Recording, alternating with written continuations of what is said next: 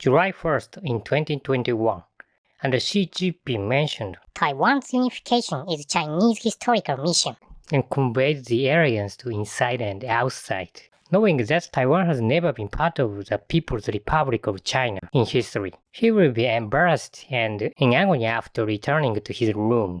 At a US parliamentary hearing in March, Davidson, commander of Indo-Pacific Force, predicted that China could invade Taiwan by force within 6 years. Since then, the importance of peace and stability in the Taiwan Strait has been confirmed all over the world, starting with 2+2 between Japan and the United States in March this year.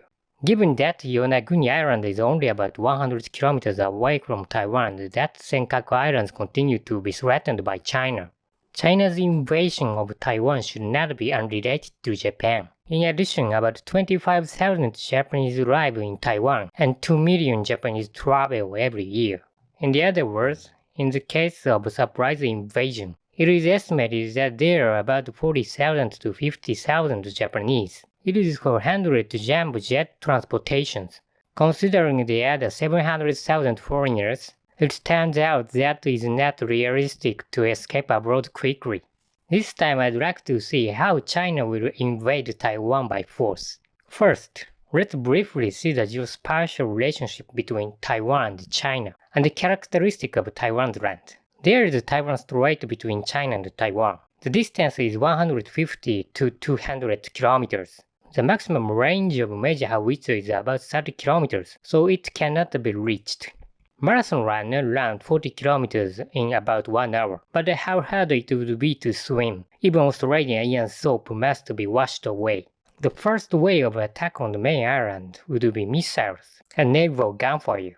At this distance, transport helicopters and landing craft are likely to reach to the shores. Taiwan includes the main island of Taiwan, Mazu Island, Quemoy Island, and Penghu Island.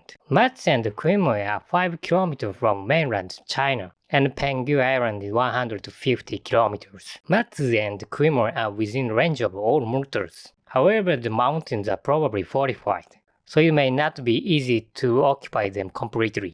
Penghu Island is likely to be good to harbor. There is also an airfield and multiple ports. And in addition, they can use it as a logistics base in front by procuring the famous squid, oysters, and peanuts.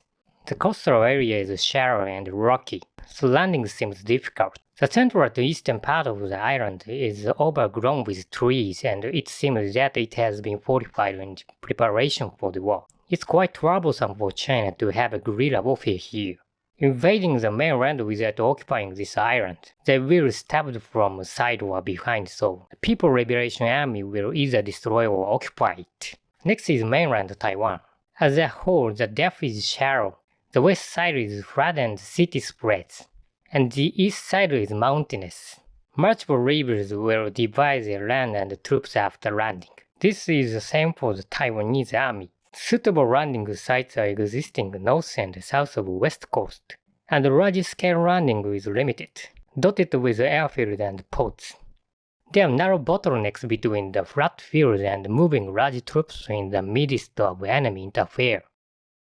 In particular, the capital city of Taipei is surrounded by mountains and is like a fortress. The mountains are probably fortified. That is like a cheese full of holes, with radar, ground, anti-aircraft, anti-ship missiles, and shelters scattered around. For reference, this is the base of Taiwanese force. This is a basic layout. The air base and port cannot be moved, so they have to fight based on this. I think this is mainly about foreigners, but you talk about evacuation. The closest place to Taiwan is Luzon Island in Philippines, which is 400 kilometers away, or Okinawa, which is 5 kilometers away. So how will the Chinese army invade Taiwan? There are 2 routes for China to invade Taiwan. The first is to occupy Mazu and board directly into capital Taipei. And the second is to occupy Quemoy Island and Penghu Island and attack from south. Of course, only China knows if it is true, so please call them if you want to know. So how will the Chinese army invade Taiwan? First of all, large-scale integrated military exercises should be conducted in the Taiwan Strait as annual. Units and supplies from all over China will be mobilized, mainly in the East and Southern Theater Command. Hopefully, U.S. intelligence agencies and others may be able to get the information. But basically, it should call for normal military exercises similar to practice as a confidential matter.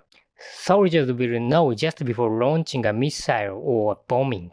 Given that China needs to have Taiwan in its hands by the time the United States arrives, it will occupy Taiwan within 4 to 5 days after launching the attack, and before the US fleet is equipped and arriving.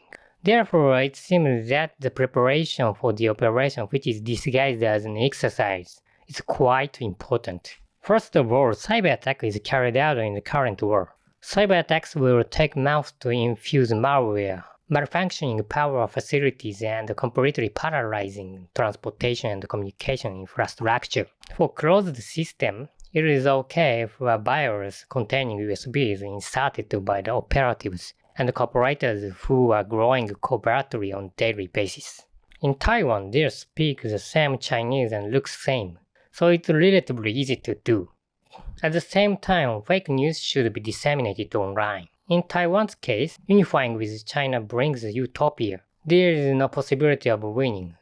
By the time the operation begins, 10,000 to 20,000 special forces will covertly invade and destroy important infrastructure, such as radar, communication system, equipment, dams, and power plants. As a decapitation operation, it looks like the Warring States period in Japan, when the president, members of the Diet, commander, etc. are sent to heaven.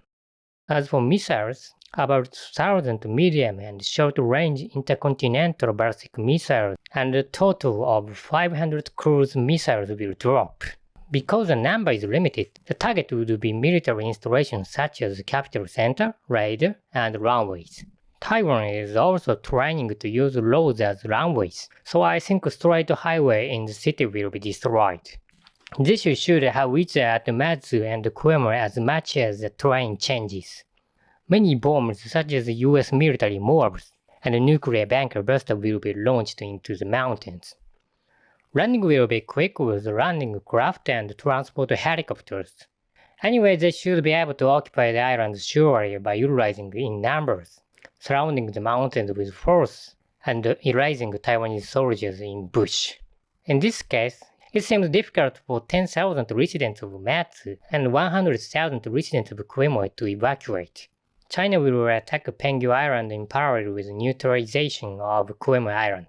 The procedure is almost the same, and landing craft will be deployed and landed in front of about 10 kilometers from the north side of the island. They should relentlessly shoot naval artillery at the landing site and destroy the point with a combo of missiles and airstrikes. Since Penghu Island is only 30 or 40 kilometers away from the main island of Taiwan, it is within the range of the Taiwanese surface to ship intermediate-range missiles. For this reason, Ruyan 3 and some will be placed to protect anti-aircraft and missiles. Probably anti-aircraft and anti-ship missiles and a large number of mortars are placed and fortified on the reef located in the south of Penghu Island. So it should be vacated by pure airstrikes and missile attacks. I've talked about the Penghu Island so far, but their choice will be Taipei route. The reason is that Taipei has the main function of Taiwan, and if they occupy it, they can reach their goal in the shortest possible time. If they attack from the south, they will allow Taiwan's defense in depth. They will have to cross multiple bottlenecks. It will take time and many damages may occur.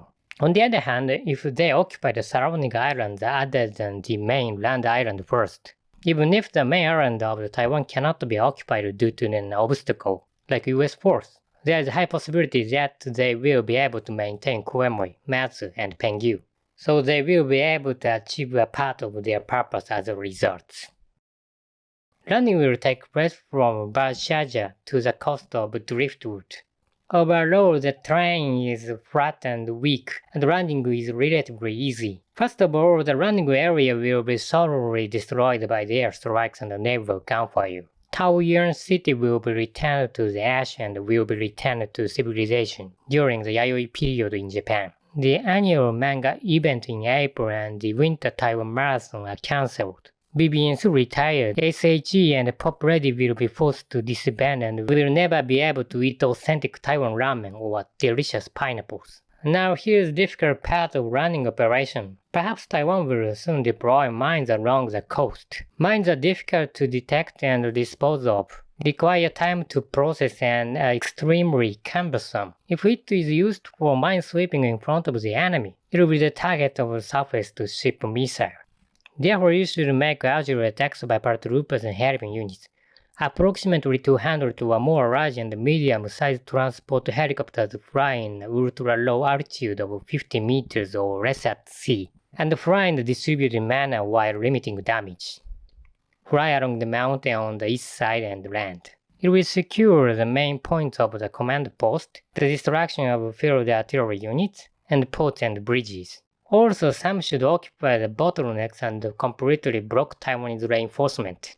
The paratroopers will occupy the ports around Heiwajima Park, the port entrance, and Kitahama Park Bat Station to secure the bridge and block the line of communication. At the same time, they deployed about 100 LCMs that had removed to radar and secretly traveled to the sea and penetrated at night. With a force of 4,000 to 5,000 people, it will destroy coastal direct firearms and mountain stations. After that, the mines will be roughly processed and the landing ship will be lashed. About 20,000 soldiers will come from a landing ship. However, unlike the Japanese army, Taiwan has a large number of anti-personnel land mines, so it is necessary to treat them with explosives. On the other hand, the landing point is wide and there is no terrain that can be used by Taiwan's army. So if you push it by number, Taoyuan City will fall. Taiwan, on the other hand, is expected to defend by drawing a 3 defense line after the coast is breached. The first line utilizes mountain lakes and rivers. The second line defends on Mazu, New Taipei City, and mountain line. The last third line defends in the Tamsui River, but I don't know what the Taiwanese army thinks. First of all, regarding first line, the front is about 20 kilometers and the Taiwanese troops will soon be divided and isolated. In addition, although it is a river in front of the base, if you look closely, it is 20 meters if the river's width is narrow without revetment work.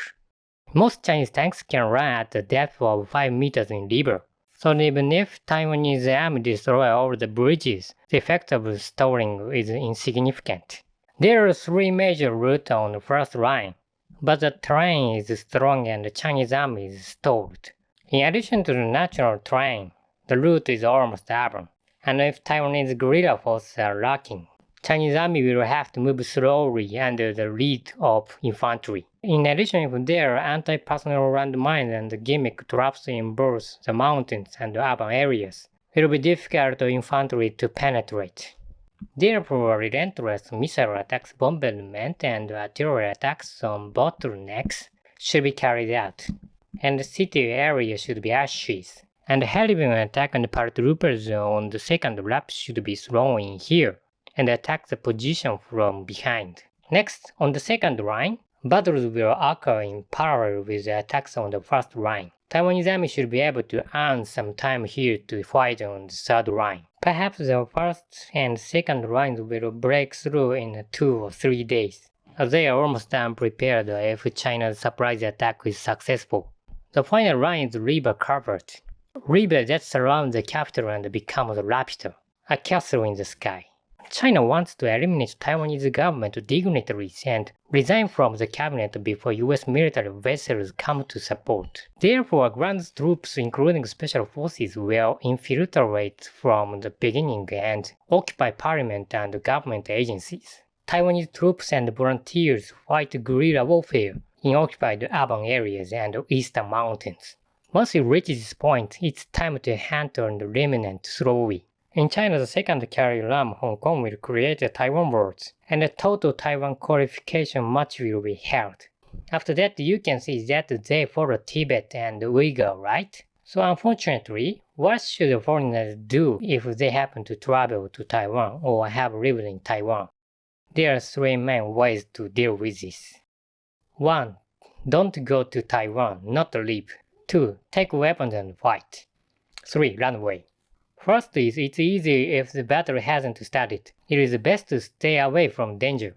Second, take the weapon. Has a high hurdle. In the first place, possession of a weapon is not allowed in Taiwan, and it is a violation of international law for residents to fight. And if you are a foreigner, you don't have the right to fight. The people who are present to fend China attacks can only escape. Personally, I don't recommend staying at Quemoy or Mazu. The safest area is southeast of mainland. I think that the plane has high magnification when leaving the country, and there is a possibility that it will be shut down.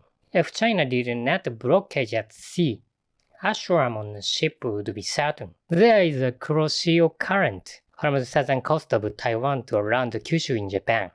So let's get on this. It traveled 1,500 kilometers at 7 kilometers per hour. So hopefully, it will take about 9 days.